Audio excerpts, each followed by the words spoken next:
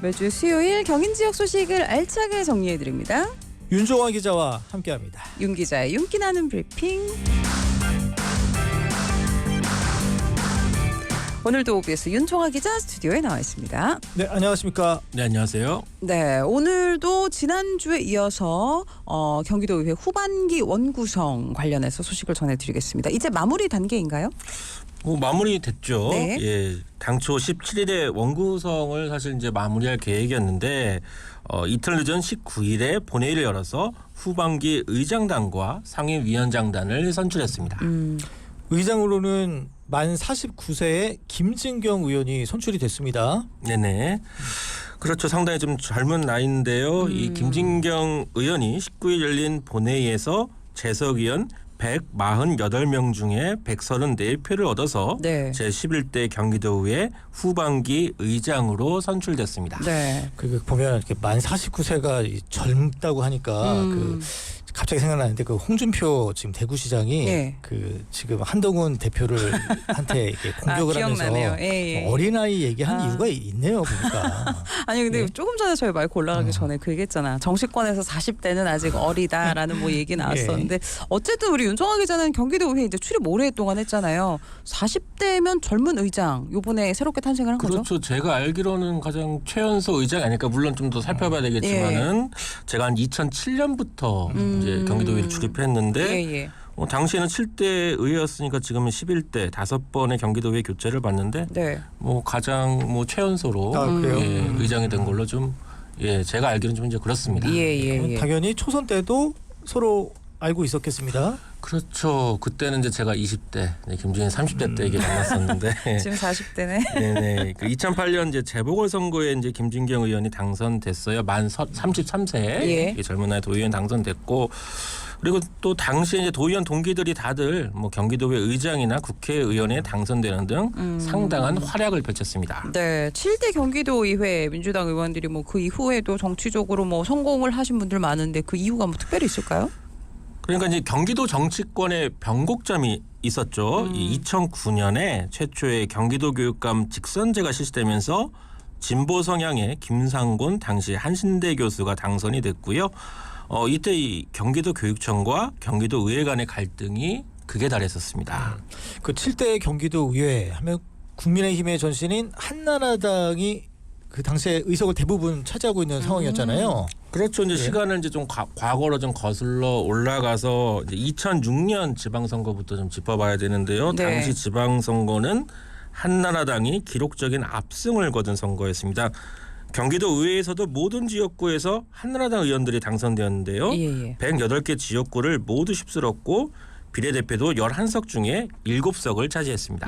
근데 사실 이런 기록이 사실 나오기는 좀 쉽지 않잖아요. 앞으로도 가능할까요? 비슷한 근접한 기록은 최근에 있었어요. 이제 정치는 생물이어가지고 2018년 지방선거에서는 반대로 민주당이 기록적인 압승을 거뒀는데요. 지역구 129석 중에 민주당이 128석, 국민의힘 전신 자유한국당이 단 한 석을 차지하기도 했습니다. 네네. 경기도 의회를 보면 일당 독식 구도를 양당이 번갈아 가면서 해봤고요. 이번에는 양당 동수 구조죠. 그래서 한국 정치사에서 경기도 의회 역사를 살펴보면 참 재미있는 점이 참 많습니다. 그렇네요. 예.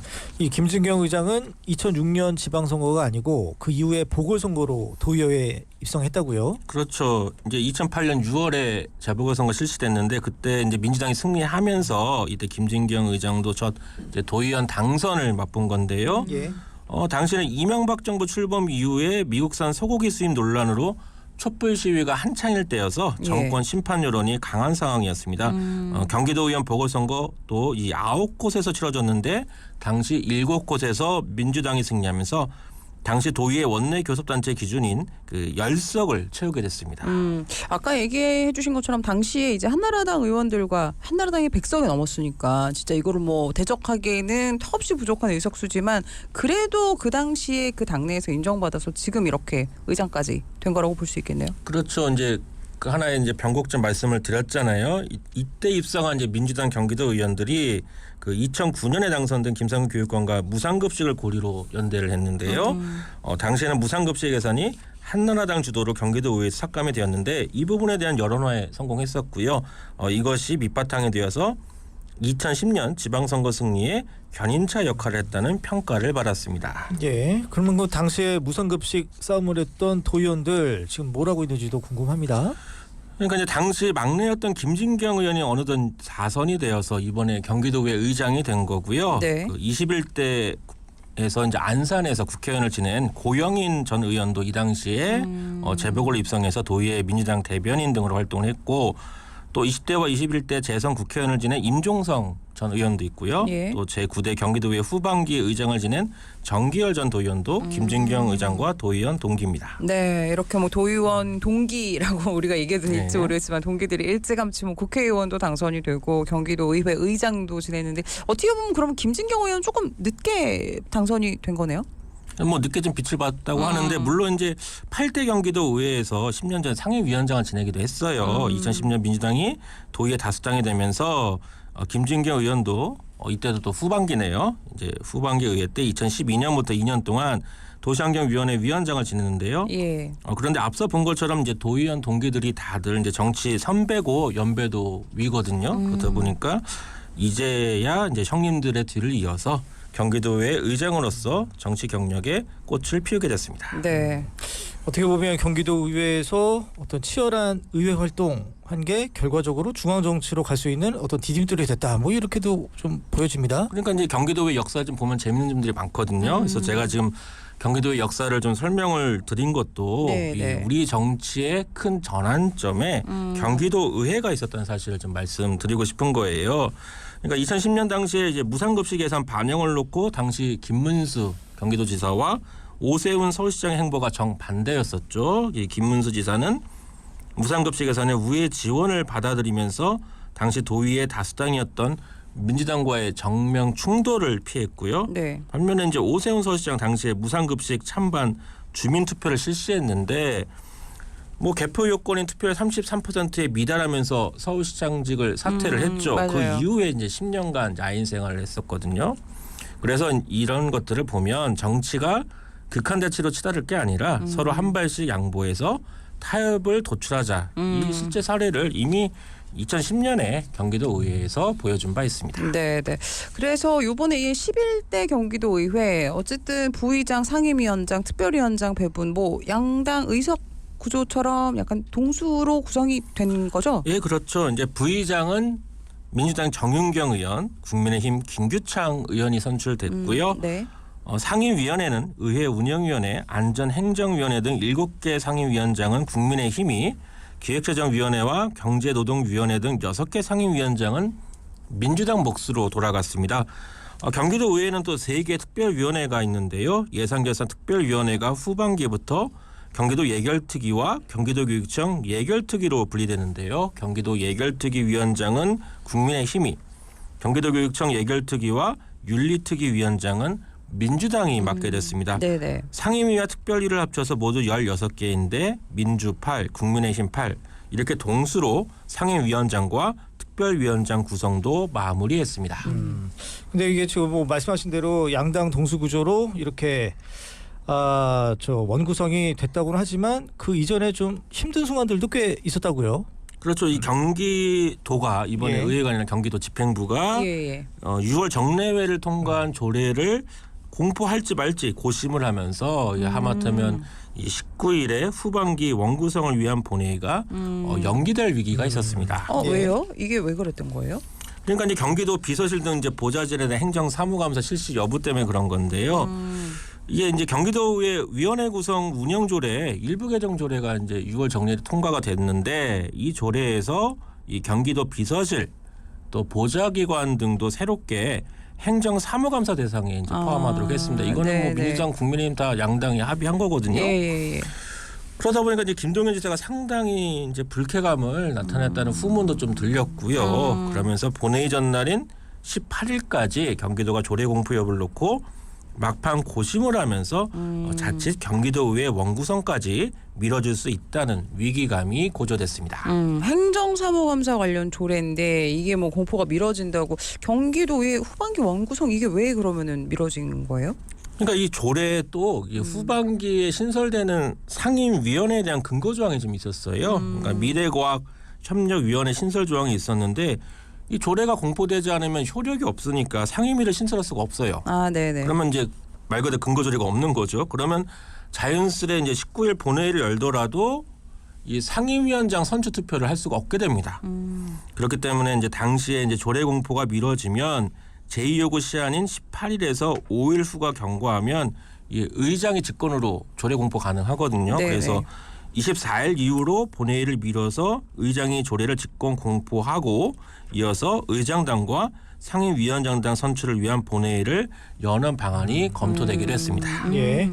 뭐 결국은 좀 다행이지만 그 지난 18일이었나요? 네네. 경기도가 조례를 공포하면서 의회 파행 사태를 좀 가까스로 피했습니다. 그렇죠. 왜냐하면 이제 경기도가 자칫하면 이제 의회 운영에 좀 뭐 차질을 결과를 초래할 수 있기 때문에 그 부담감이 좀 있었다고 보는데요. 예.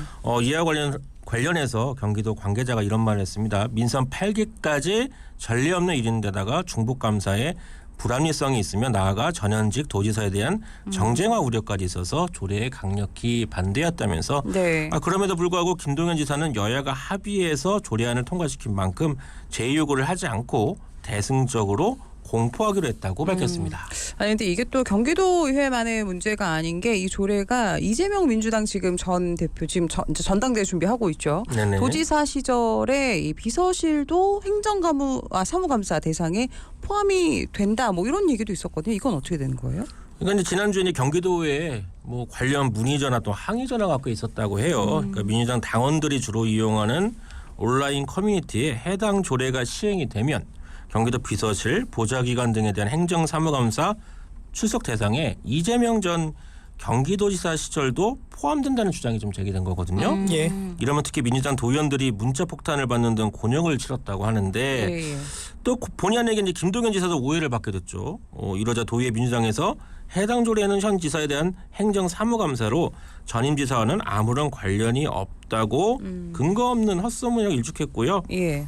그러면서 이재명 전 대표의 연관서를 말 그대로 뜬소문으로 이렇게 좀 말하면서 뭐 한바탕 소동도 좀 사그라 좀 들었습니다. 네. 네. 물론 이제 갈등의 불씨는 좀 남아 있어요. 예. 이재명 전 대표 관련이 아니고 김동연 현 지사 관련인데요. 왜냐하면 이제 구체적으로 이 경기도 비서실과 보좌기관의 행정사무감사 출석 대상에 대해서는 양 당이 이제 추후 협의하기로 했거든요. 예. 그래서 이제 올 11월에 경기도 비서실 등에 대한 첫 행정사무감사가 열리게 되는데 이 출석 대상을 놓고 양당이 다시 갈등을 벌일 가능성이 있습니다. 네. 아니 법안이 아니라 이게 조례가 언론의 스포트라이트를 받는 거 보면 그만큼 이 경기도 의회가 어떤 뭐 정치적인 면에서 좀 영향이 좀 많이 커졌다. 뭐 이렇게도 볼 수 있을 것 같아요. 실제는 경기도 자체가 이제 위상이 올라간 거죠. 지금 네. 경기도 보면은 지역구 국회의원도 광역단체 중에 가장 많은 60석이고요. 맞아요. 인구도 1,400만 명으로 예. 벌써 서울보다 500만 명가량 많아요.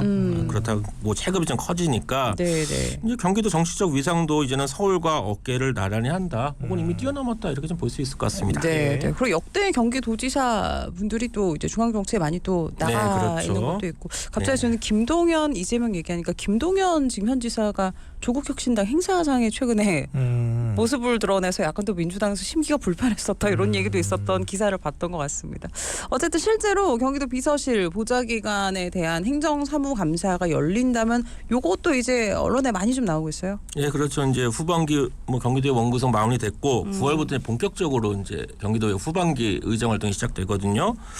그러면 이제 경기도와 경기도의회 또 경기도의 양당 간의 갈등이 있을 수밖에 없는데 네. 이 부분들도 앞으로도 계속 자세히 준비해서 브리핑하도록 하겠습니다. 네, 알겠습니다. 오늘 저희 원구성 후반기 그 얘기와 함께 또 이제 다양한 이야기들 조례 관련해서도 얘기를 나눴습니다. 오늘도 윤기 나는 브리핑 윤종아 기자 함께했습니다. 고맙습니다. 네, 감사합니다. 네, 고맙습니다.